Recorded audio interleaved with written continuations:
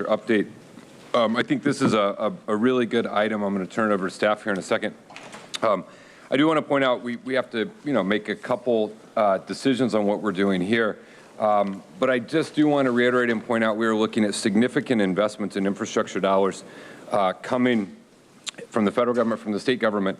And so everything we're doing here is just another step, things that we don't put this money towards. There's going to be other funding coming. We're going to try and retain our flexibility with our ARPA funding in terms of what we're doing. But again, this just gives us the opportunity to hone in on a couple buckets and couple directions, and I appreciate all of the work that staff has been doing. But again, we have a lot of flexibility moving forward with what we think will be very significant infrastructure investments coming down. So with that, let me turn it over to staff.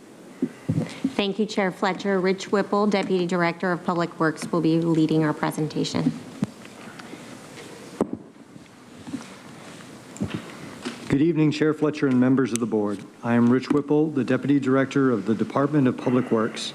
Today, staff is seeking direction on how to allocate up to $13 million in American Rescue Plan Act, or ARPA funds.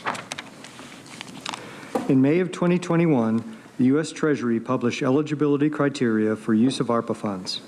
Eligible infrastructure investments include water, sewer, and broadband. The category of water includes both stormwater and drinking water. ARPA dollars can fund multiple project phases, including administration, planning, design, and construction costs.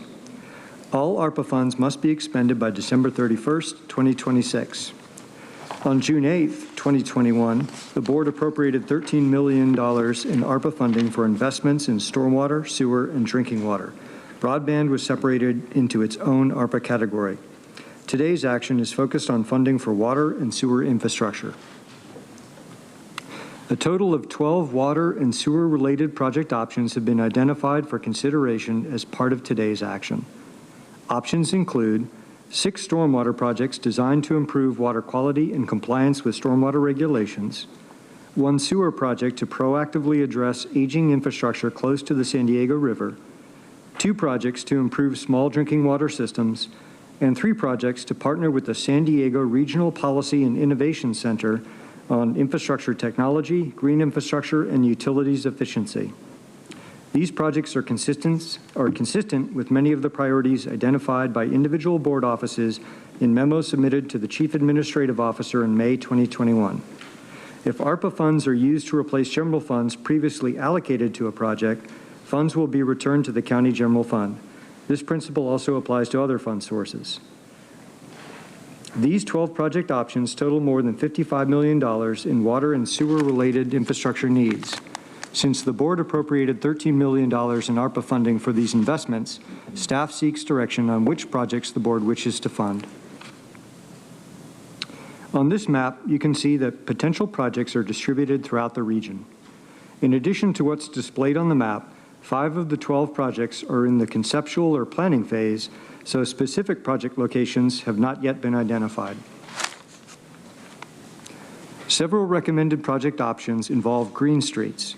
For context, the image here shows what a green street looks like. On a typical green street, curb cuts allow stormwater runoff flowing down the street to enter a cobble-lined or vegetated filtration system. Green streets are often paired with other community enhancements, such as trees or new sidewalks as shown in the image. Finally, by adding new green space, green streets contribute to climate resilience and improve neighborhood aesthetics. The first 3 project options shown on this slide are shovel-ready stormwater projects. Each project is intended to improve downstream water quality by installing features within the county road right-of-way to treat stormwater runoff. The table also shows the Healthy Places Index percentile and zip code for each of the projects. Lower percentile values reflect communities that experience greater economic, education, transportation, and other challenges. The board previously approved general fund for all 3 projects. Next, Project 4 would install 2 stormwater capture basins at Estrella Park in the community of Casa de Oro in District 2. The intent of this project is to capture runoff from the surrounding neighborhood and remove pollutants by filtering the runoff through basins before it can travel downstream to the Sweetwater River. The project would also feature community amenities such as the addition of ADA accessible parking and improve sidewalk connectivity, which will facilitate better community access to the park. Projects 5 and 6 are still in the planning phase, so no specific project locations have been identified at this time. Project 5 would allocate up to $13 million to projects identified in the county's Green Streets Clean Water Plan, expected to be completed in spring of 2022. Up to 30 future projects will be identified using a variety of project ranking criteria, including water quality benefits, underserved community status, and the potential to contribute to climate resilience through the addition of green spaces. Rather than locating stormwater infrastructure on county property or within county right-of-way, Project 6 would implement multi-benefit water quality improvements on private properties in the unincorporated area. To complete this project, the county would hire a contractor to work with property owners to identify properties where stormwater infrastructure upgrades would be beneficial. Staff recommends a funding level between $2 million and $5 million to produce a suite of projects with demonstrable water quality benefits. Now we will talk about the sewer project. Project 7 is a $10 million project to construct the first phase of improvements to a large diameter trunk sewer owned by the San Diego County Sanitation District. The existing pipeline deficiencies pose a threat to the San Diego River, so general fund was allocated to the Sanitation District to cover the initial phases of this project. Projects 8 and 9 address water system needs in the communities of Live Oak Springs and Campo. Project 8 is requesting a total of $7 million to improve the Live Oak Springs water system and to meet state health and safety standards to ensure a safe, reliable, and sustainable water supply. Project 9 is requesting $4 million to improve water supply reliability and operational issues to ensure safety and reliability for the Campo water system. Projects 10, 11, and 12 involve partnerships with the San Diego Regional Policy and Innovation Center, a new nonprofit organization that would become a subrecipient of county ARPA dollars for the project implementation. Project 10 would create an infrastructure technology launchpad to help address infrastructure gaps, prepare for future pandemics, respond to stormwater needs, develop novel solutions for broadband connectivity, and provide early detection and monitoring to build climate resilience. Project 11 involves analysis of drinking water and energy bill data to target future investments in infrastructure projects that improve efficiency. The center will analyze energy utility bills to identify census blocks, neighborhoods, or commercial districts struggling to pay these bills. This information will be used to target federal or state grants that can fund infrastructure projects to improve efficiency and reduce the likelihood of future bill defaults. Finally, Project 12 would be a $2.5 million investment in stormwater infrastructure through the deployment of 2 to 3 green infrastructure demonstration projects. The center would lead an analysis of where both stormwater infrastructure and broadband needs overlap in the region. From this assessment, the center would identify 2 to 3 projects to pilot concepts under an only dig once approach to address stormwater, broadband, and other climate or wildfire resilience features. Each board member has been given an action sheet to identify their recommendations for which projects to fund, adding up to a total of $13 million. This sheet is included as Attachment C to the board letter.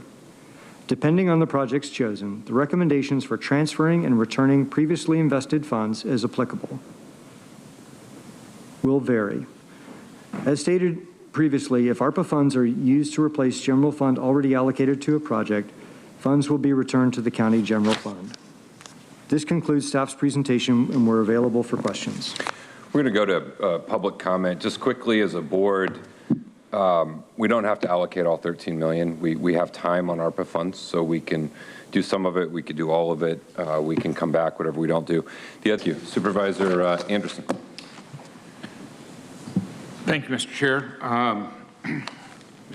You know, earlier this year, Supervisor Vargas talked about community-focused improvement partnerships, and I noticed that Project 6 is focused on that, but it only addresses stormwater, and I'd like the idea of including water and wastewater projects, perhaps increasing the dollar amount on it and allowing that be as a bucket that we all could look at those projects in our district, work with those folks and get the most out of it.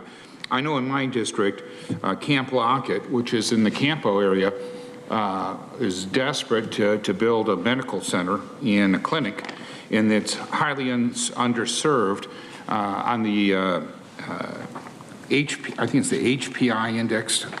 I had it in my notes here. So, yeah, the HPI index, it's in the 15th percentile. So these people are severely underserved when it comes to medical needs, and San Ysidro Health is one of the partners that would be there. But that would just be one of the types of projects that I think would be awesome. But I know that Supervisor Vargas, earlier this year, you had made a compelling case that won me over. So that's where I'd like to go. Perfect. Thank you, Supervisor Anderson. Let's go to Supervisor Lawson-Remer and look for. But if we said $2 million into Project 5, if we looked at Project 6, taking into account what Supervisor Anderson talked about at Camp Lockett, what Supervisor Vargas talked about at Tijuana River Valley, and what Supervisor Lawson-Remer just talked about, the need to identify additional stormwater-related projects, and did $2 million towards Camp Lockett, $2 million towards Tijuana River Valley, and $2 million towards additional stormwater investments that we can proactively go make, as the need was pointed out by Supervisor Lawson-Remer. That would be $6 million in Project 6. Projects 10, 11, and 12 really are those investments designed to help draw down additional federal funds. Supervisor Vargas talked about the importance of those and how that positions us well as a region to move forward. That would be $5 million. I believe the total of that would be 13.